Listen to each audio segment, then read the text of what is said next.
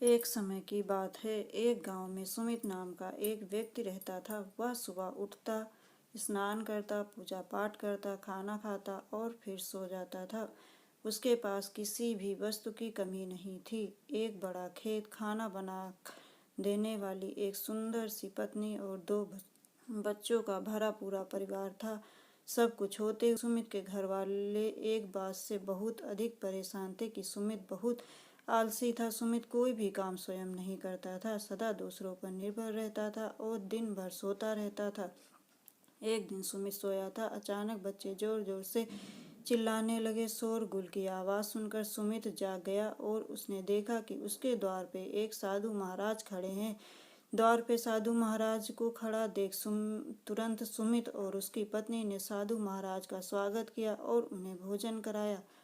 भोजन के बाद सुमित ने साधु की खूब मन लगाकर सेवा की। साधु महाराज सुमित परिवार की सेवा भाव से बहुत प्रसन्न हुए और उन्हें वरदान मांगने को कहा। सुमित ने अपना प्रिय वरदान मांगा कि मुझे कोई भी काम न करना पड़े और मेरी जगह कोई और मेरा काम करे।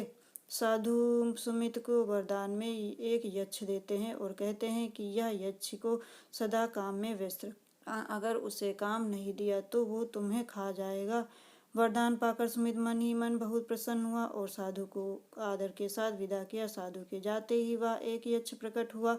पहले तो सुमित उसे देखकर डर गया, लेकिन जैसे ही यक्ष ने सुमित से काम मांगा तब सुमित का डर दूर हो गया और उसने यक्ष को पहला काम खेत जोतने का दे दिया। यक्ष वहां से गायब हो जाता है और सुमित की खुशी का ठिकाना नहीं रहता। कुछ ही देर में यक्ष फिर आ जाता है। वो बोलता है कि खेत जोत दिया, दूसरा काम दीजिए। सुमित सोचता है कि इतना बड़ा खेत इसने इतनी जल्दी कैसे जोत दिया। सुमित इतना सोच ही रहा था कि यक्ष बोलता है कि जल्दी मुझे काम बताओ, नहीं तो मैं आपको खा जाऊंगा। फिर सुमित डर जाता है और बोलता है कि जाकर खेत में सिंचाई करो। यक्ष फिर वहां से गायब हो जाता है और थोड़ी ही देर में फिर आ जाता है। यक्ष आकर बोलता है कि खेत की सिंचाई हो गई, अब अगला काम बताइए। सुमित एक एक कर सभी काम बताता जाता है और यक्ष उसे चुटकियों में पूरा कर देता है। सुमित की पत्नी यह सब देख रही थी और अपने पति के आलसपन पर चिंता करने लगी। शाम होने के पहले ही यक्ष सभी काम कर देता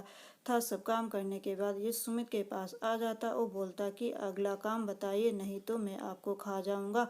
अब सुमित के पास कोई भी काम नहीं बचा जो करने के लिए कह सके। उसे चिंता होने लगी और वह बहुत डर जाता है। जब सुमित की पत्नी अपने पति को डरा हुआ देखती है तो अपने पति को इस संकट से निकालने के बारे में सोचने लगती। वह सुमित से बोलती है कि स्वामी, अगर आप मुझे वचन दें कि आप कभी आलस नहीं करोगे और अपने सभी काम खुद करोगे तो मैं इस यक्ष को काम दे सकती हूँ।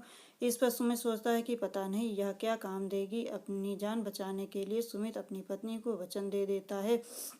इसके बाद सुमित की पत्नी यक्ष से बोलती है कि हमारे यहाँ एक कुत्ता है, तुम जाकर उसकी पूंछ पूरी सीधी कर दो। याद रखना, उसकी पूंछ एकदम सीधी होनी चाहिए। यक्ष बोलता है कि अभी यह काम कर देता हूँ। यह बोलकर वह वहां से चला जाता है। लाख कोशिश के बाद भी वह कुत्ते की पूंछ सीधी नहीं कर पाता और हार मान लेता है। हार कर यक्ष सुमित के यहाँ से चला जाता है।